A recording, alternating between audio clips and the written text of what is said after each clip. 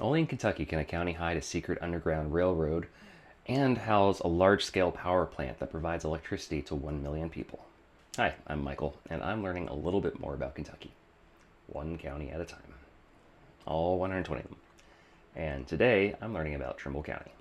Located along the Ohio River between Louisville and Cincinnati, the county is the fifth smallest county in Kentucky by land area and the fourth smallest by total area. It covers a total area of 156 square miles. Long before the first white frontiersmen crossed the river, this ridge landscape was used primarily by the Shawnee, the Chickasaw, and the Cherokee. Local tradition and early surveys note a prehistoric fortification located on Milton Hill.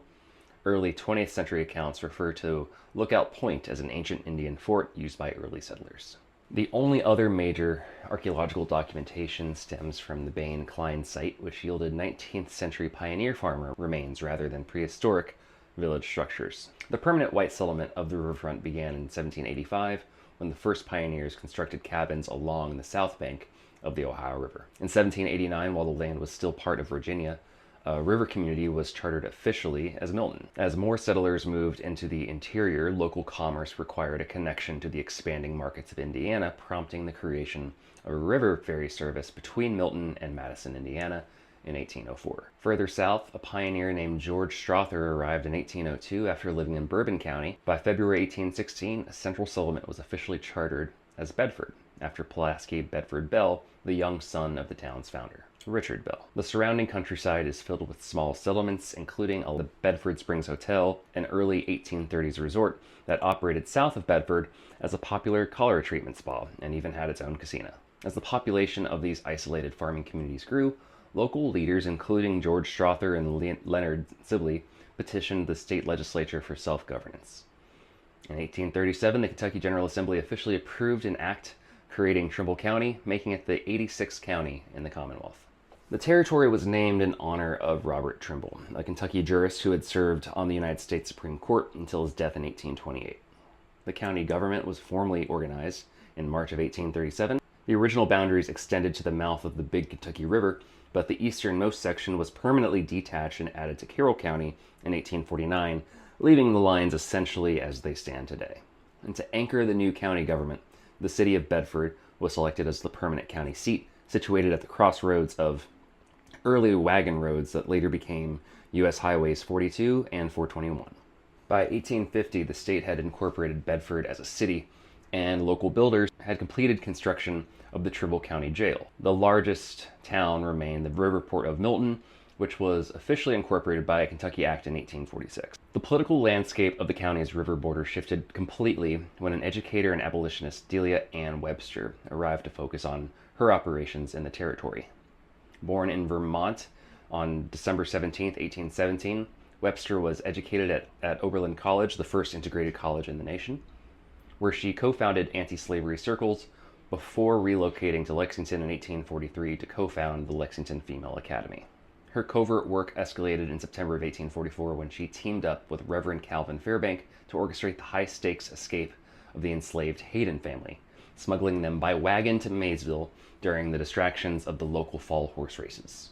Upon their return, both were arrested, and in December of 1844, Webster became the first woman in history imprisoned for Underground Railroad activity. She served 5 weeks of a 2-year sentence at the Frankfort State Penitentiary before receiving a full pardon from Governor Owsley following scandalous attention from the married prison warden, Newton Craig. Funded and backed by Northern abolitionists, she immediately set her sights back on the front lines of the Kentucky border. In 1852, Webster moved her operational base directly to Milton in Trimble County and purchased a 600-acre riverfront property named Mount Orson for $9,000 from Willis and Elizabeth Hodge. She designed this massive estate as a free farm, intentionally hiring and paying freed black laborers to demonstrate to the region that paid labor and successful than slave labor, while secretly operating the property as a high-traffic hub for the Underground Railroad. As local slaveholders noticed that their enslaved workers systematically began vanishing from nearby plantations, intense community suspicion fell squarely on Webster's riverfront operation. And in February of 1854, an angry crowd of citizens gathered in the county seat of Bedford, passing a formal resolution demanding that the Northern abolitionists leave the state. And when she defiantly refused to abandon her land, she was arrested and confined inside the stone walls of the first floor Trimble County Jail though she was released quickly because of an invalid warrant. Her freedom on Kentucky soil was short-lived, as a June 1854 indictment on old charges stemming from the Lexington escape forced her to choose flight over a second imprisonment. Webster fled across the Ohio River into Indiana, successfully evading capture. Though she escaped, her Trimble County property faced violent pro-slavery retaliation. Over the next several years, local arsonists methodically burned down 17 outbuildings, 4 barns, and her primary residence, forcing her to lose the farm to creditors in October of 1869. Webster spent her remaining years teaching before passing away in Iowa in January of 1904. Today, she's known as the Petticoat Abolitionist. Her portrait hangs in the Kentucky State Capitol as part of the Kentucky Women Remembered exhibit. As the nation embraced rail transportation, the railroad company's refusal to lay tracks through Trimble County's steep ridges isolated the interior, forcing local farmers to rely strictly on Ohio River steamboats and mail packets to ship their agricultural goods. The rise of rail transportation elsewhere led to a sharp decline in river traffic, causing economic weakness, including the closure of a Milton distillery that had operated as the county's only major heavy industry. Despite this economic slowdown, Milton residents built a surprising number of new buildings in the late 19th century using prefabricated decoration. Ginn's Furniture Store, built on Main Street during the last quarter of the 19th century from brick on a limestone foundation, stands today as one of only 2 historic brick commercial buildings to survive the repeated downtown floods, retaining its original roof and pressed tin ceiling. The local media landscape also grew when Lewis P. Sarles established the Milton Free Press newspaper in 1879.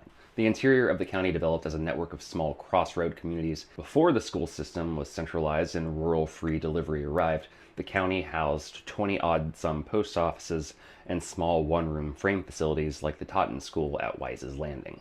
Postal records and legislative acts have helped clarify multiple historical misconceptions about these communities. For instance, it is said that Milton was originally named Kingston, but historical records prove that Kingston was actually a completely separate settlement founded just north of Milton in 1838, which was formally absorbed into Milton in 1872. Similarly, the 1847 Collins County history identified a village named Palmyra, but postal records show no such office existed because it would have clashed with an existing Palmyra post office in Simpson County. The location actually housed the Winona Post Office established by James M. Turner in January of 1851. Another community, known as Monitor, originally operated a post office under the name Vale from 1890 to 1903 before adopting the name Monitor to resolve a clashing name conflict. The village of Providence was originally platted and mapped as Hamill's Store after storekeeper George M. Hamill established a post office there from 1890 to 1903, before the community was renamed Providence after the local Providence Baptist Church following World War I. Along the water, Wise's Landing developed at the mouth of Barebone Creek along Kentucky Route 1488, 2 miles south of Corn Creek. The landing was first known as Fix's Landing after Indiana stock grower Henry Philip Fix established a store there in 1845. In 1876, the area was named after Jesse Wise, who bought the land from Fix before selling his store to Richard Ogden in 1878. Ogden then established the next Corn Creek post office at his store in June of 1878, which received Gertrude Ogden as its first postmaster in January of 1879 and operated there until 1912. The landing housed 2 churches, including the Macedonia Christian Church and the Corn Creek Baptist Church, the latter of which was originally founded in October of 1800 by William Taylor and Joshua Morris. The church was led by notable frontier preachers, including Philemon Vodder, who was ordained in 1804. The landing also connected to the Pryor's Fork tributary of Corn Creek, which was served by the Trout Post Office from 1887 and 1906 at the modern junction of Kentucky Route 625 and Kentucky Route 1488. Further north, the confusingly documented post offices of Abbotsford and Abbott operated along the Little Kentucky River, with the first office in Abbotsford running from 1880 to 1883 in Madison Dunn's home, and the second operating from 1886 to 1906 near Middle Creek under Postmaster William R. Morgan. Another settlement known as Ewingford developed around a 19th century sawmill and stores at a local river ford. In late January of 1937, the Great Ohio River flood inundated the county.